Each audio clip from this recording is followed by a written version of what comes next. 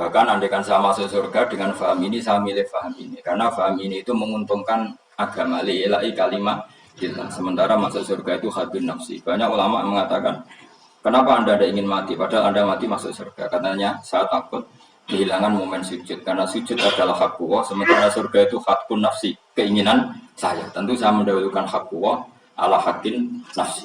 Itu makam-makam yang, dan itu nggak bisa kamu copy paste. Orang yang pada kelasnya akan merasakan seperti itu. Dan kamu tidak perlu minat, malah paham. Jadi sudah dengar saja, apa? Dengar saja. Begini misalnya, saya berkali-kali bilang, kenapa ulama dulu? Saya ini kan di sarang juga ngajar tauhid. Dulu saya ngajar kubrul yakiniyah di beberapa madrasah, termasuk di Sidogiri saya juga ngajar tauhid. Di sini saya ngajar tafsir, tapi yang saya titikkan juga tauhid. Begini, saya hidup di dunia ini, terutama saya memang ingin menerangkan tauhid, bagaimana Allah menerangkan.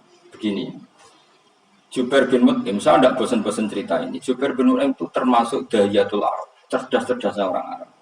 Dia ditunjuk sebagai negosiator untuk membebaskan Asra Badrin, tawanan perang Badar yang kalah dan ditawan Rasulullah dan para sahabat. Kemudian harus ditebus dengan uang. Oke, disepakati. Terus singkat cerita, Jubair bin Mut'im itu datang ke Madinah. Dulu karena tidak ada hotel, tidak ada penginapan, ya memang nginepnya orang musyrik itu di masjid. Ya sehingga itu lazim saja. Kamu tidak usah jadi liberal kemudian bilang musyrik boleh di masjid, tidak perlu seperti itu. Kamu juga tidak perlu goblok mengatakan nggak ada ceritanya orang musyrik nginep di masjid, karena ya ada tarikhnya seperti itu. Jadi tidak perlu goblok, ya nggak perlu liberal. Paham ya? Kalau kamu bilang wah, orang musyrik oleh nginep di masjid, kamu liberal. Padahal konteksnya dulu memang nggak ada hotel. Tapi kamu bilang nggak sama sekali juga goblok, karena sejarahnya pernah ada. Milih di goblok atau liberal? Apa milih jelas? Nggak milih, jangan ngaco. 01 apa 02 apa 00? Milih mana? Goblok, liberal, nggak milih. Nah, ketika Jubair bin Mut'im itu datang, belalah Nabi itu sholat maghrib ngimami. Nabi baca surat Wattur wa kitabim masdur fi rabbim mansur wal baitil ma'mur. Kemudian di pertengahan surat At-Tur itu kan ada ayat yang menurut saya itu sangat bagus. Sehingga di kamar saya, di rumah saya itu tak figur ayat itu. Bahwa kita harus dilatih berpikir. Kata Allah memulai argumentasinya. Am khuliqu min ghairi syai'in. Apakah kejadian alam raya ini seisinya tentu diciptakan tanpa sebab. Misalnya begini, alam raya ini kata orang nihilisme atau komunis atau orang-orang paham nihilisme, itu kan dimulai dari ketiadaan.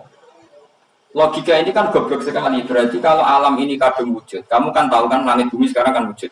Ya, langit bumi sekarang kan jelas wujud. Berarti logikanya adalah al-adamu yakhluqu makhluqan, sesuatu yang enggak ada menciptakan sesuatu yang itu kan aneh. Di mana-mana al-adam ketiadaan itu tidak mungkin yakhluqu syai'an atau yu'athiru syai'an. Di mana-mana ketiadaan itu tidak mungkin mengefeki sesuatu yang ada. Wong kamu sebut tidak ada itu berarti tidak mungkin bisa berbuat apa, karena namanya tidak ada. Sekarang alam raya ini dimulai dari ketiadaan, terus kamu simpulkan sesuatu yang enggak ada menciptakan yang ada, itu gendeng apa enggak? Oh ya gendeng sarap. Orang usah dipatahin yang gendeng, sebenarnya mau mati deh. Jadi makanya Quran menanyakan mereka, am khuliqu min ghairi syai'. Apa alam yang kadung wujud ini kemudian disebabkan oleh sesuatu yang tidak ada? Lalu kalau sesuatu yang ada pasti diwujudkan oleh yang ada. Nah, karena yang ada ini pencipta harus berstatus super. Nah, super ini oleh ulama disebut wajibil wujud. Maka Allah bersifat super, wujud yang paling prima, yang kausa prima. Karena pencipta tentu kelasnya harus di atas yang diciptakan. Makanya disebut ulama dulu menyebut Allah itu apa? Wajibil wujud. Karena pencipta tentu lebih dahulu, maka harus disifati awal atau qadim, awal atau qadim. Kayak apa Allah mendidik kita? Am khuliqu min ghairi syai'in. Terus Allah bilang gini, ya gak apa-apa, yang menciptakan gak saya, gak apa-apa kata Allah. Tapi amhumul khaliqun, kamu saja yang menciptakan, gak apa-apa. Tapi syaratnya kalian juga harus merasa pernah ikut menciptakan langit bumi. Am khalaqus samawati wal ardh. Jadi, gak apa-apa kamu merasa Tuhan, gak apa-apa. Yang penting kamu merasa ikut nembok langit, ikut ngecor apa? Langit. Ya pokoknya ikut bikin. Terus kata Allah, bala yukinun, kamu tak suruh merasa menciptakan langit bumi, kamu juga gak merasa iya. Memang ya mereka merasa enggak kan. Akhirnya Jubair bin Mut'im saking gak kuatnya. Am khalaqus samawati wal ardi bal la yuqinun amin dahum khuzun. Sama Allah dibombardir seperti itu. Dia datangi Rasulullah, ya Muhammad, logika itu tidak meninggalkan akal saya. Matarok tali haktina syai'an. Akal saya habis Muhammad. Saya iman saja.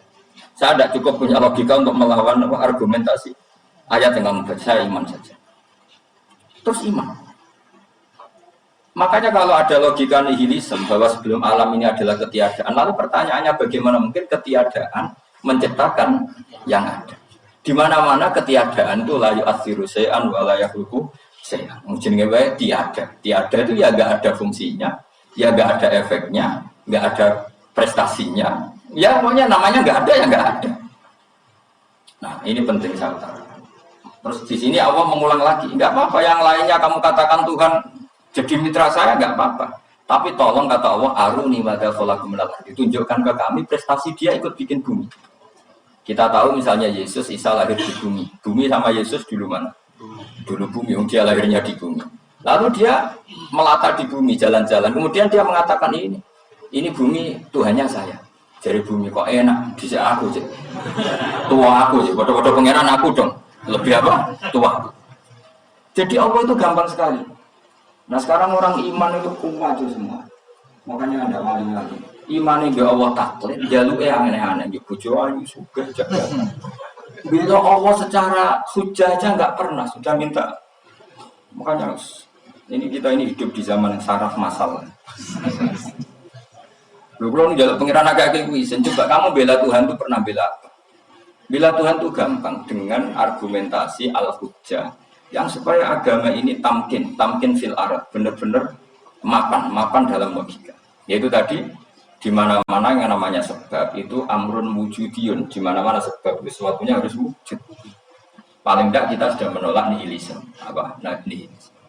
Lah wujud karena wujud awal harus berstatus prima. Nah, prima itu dalam bahasa ulama disebut wajibil wujud.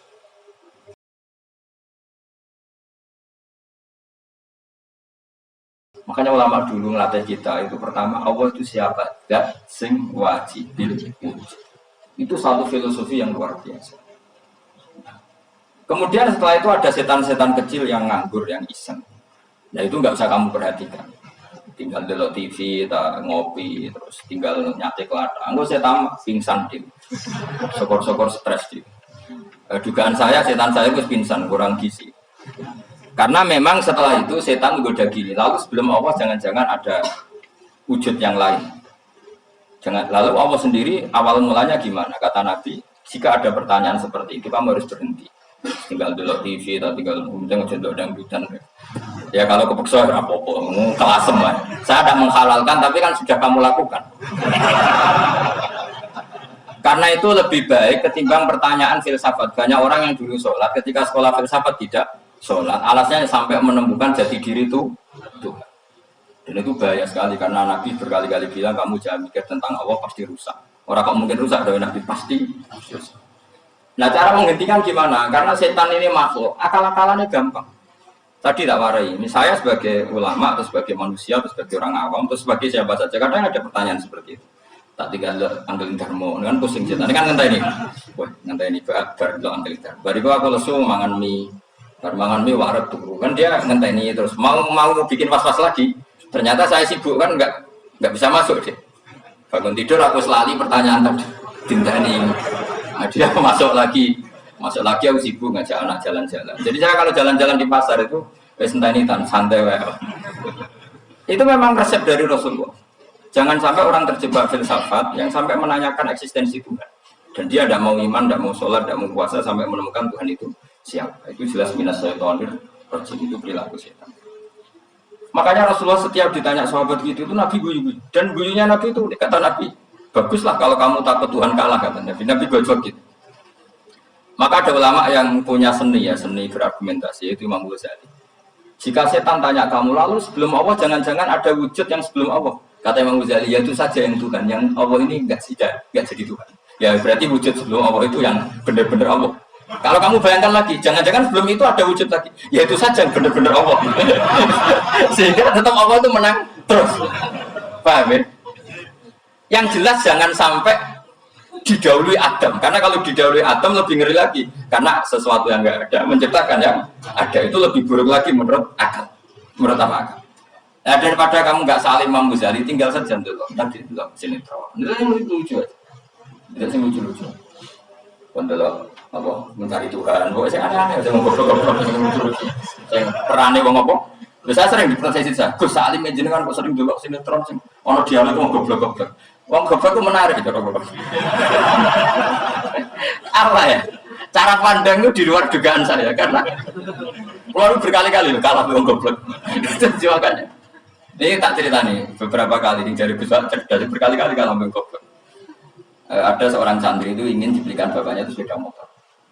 Bapaknya wong desa, senengane rumah sapi wedhus. Menurut saya ya orang tuanya itu mampu, sangat mampu untuk beli. Pak mau ditukokno mawon wong sepeda motor. Kata bapaknya, "Mana aku njok mondok tak kok goblok." Oh, jaluk kok sepeda motor, jaluk mobil ora ya goblok. Lah kok goblok, Pak? Jenenge dunya Gus, sing lahirno dunya kok sapi ndek anak, wedhus ndek anak jenenge dunya. Di mana-mana jenenge dunya sing lahirno dunya. Iki dunya kok mangan dunya. Mergo motor iku kan tuku bensin, mobil. Iku cara dene iku goblok Gus. Batin berarti kabeh iki goblok perkarane. Tuku dunya sing ngentekno dunya. Cara dene dunya iku sing lahirno dunya. Pinter iki. Untungnya saya ini ulama ya, ahli tafsir ya malu, saya kalah itu ya malu. Tapi saya sebagai orang objektif fair, itu teori benar apa? Jadi dunia itu ya sing lahirno dunia kok mangan dunia goblok. Untungnya dia dengan saya itu jaraknya 5 kilo 7 kilo karena titik. Lala dia diterkon sepeda motor, tapi tetap mau kalah. Pak, nanti jalan kaki saja. Karena kalau pakai motor ini kegoblokan kata saya. Terus mendingan nih. Loh, Gus mau kalah tak?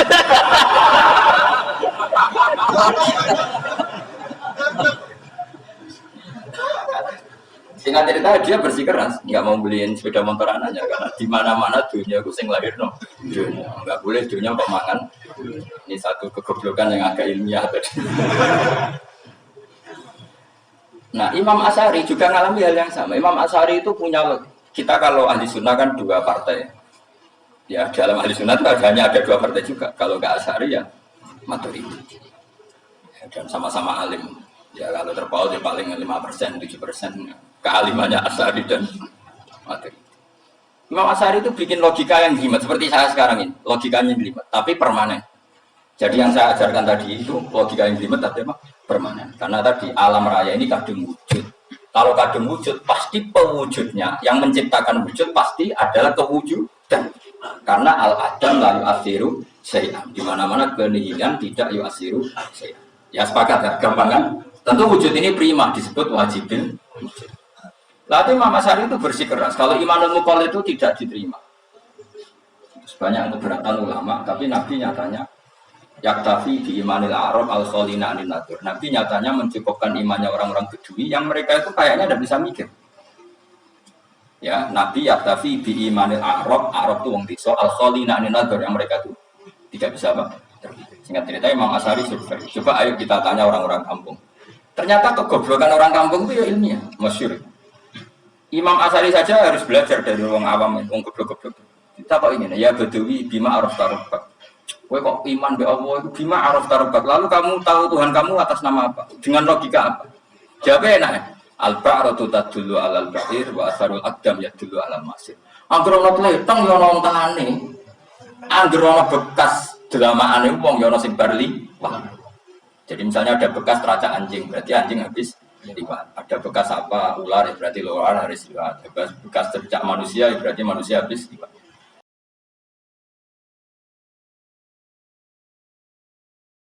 La wa hadzal alam asarun min asari qudratillah. Alam iki bekas, mesti ono sing ya. Jadi Mas Ari pinter juga, mesti logikanya gak jelimet. Mergo agar ono letong, ono sapine. Ono teracake wong berarti ono sing bar liwat. Dia ngomong gampang wa asarul aqdam ya dulu alam masir. Nah, terus Imam Asy'ari habis itu ngendikan, ya sudahlah dengan logika apa saja. Meskipun karena zoli hadal arabi sebagaimana cara berpikir Bedui ini, sementing ada apa ada. Ya natural apa saja. Misalnya orang ahli matematika mungkin bilang angka dimulai dari 1. 0 itu akal-akalane Khawarizm. Maka dia ini kebingungan nulis 10. Tapi tetap angka itu dimulai dari 1. Kalau misalnya 1 untuk mecah kesulitan ya harus dimulai 0,1. Tidak bisa 0 tok. Jadi 0 dulu itu untuk mematahkan kalau jumlah itu tidak sampai 1.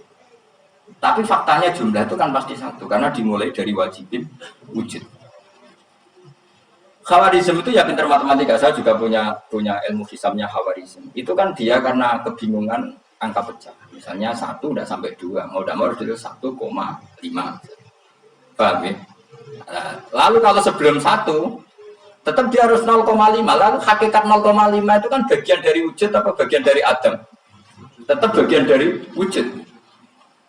Jadi 0,5 itu kan khayal kuliah. Tawari ya. Mungkin saya ada ahli matematika ala wong kampus, tapi saya tahu Kang, ala Islam itu lebih gampang. Misalnya gini, sesuatu itu kadung kamu putuskan itu satuannya 1. Tentu ketika separuh kamu katakan baru separuh. Tapi sebetulnya ketika satuan itu kamu katakan 10, yang separuh itu sudah 5. Itu kan terserah yang bagi, no? Terserah yang bagi. Ya iya, misalnya 1,5 juta, 5-nya artinya apa? 500.000 kan? Sekarang kalau 100.000,5, 5-nya jadi berapa? 50. Kalau 1,5 jadi. Nah itu kan terserah satuannya apa? Tapi tetap dari 0,5 itu tetap menunjuk sesuatu yang wujud, yaitu 5-nya sebetulnya apa? 5 yang separuh tadi. Paham sih maksud? Tetap nggak bisa sesuatu dimulai dari apa? 0.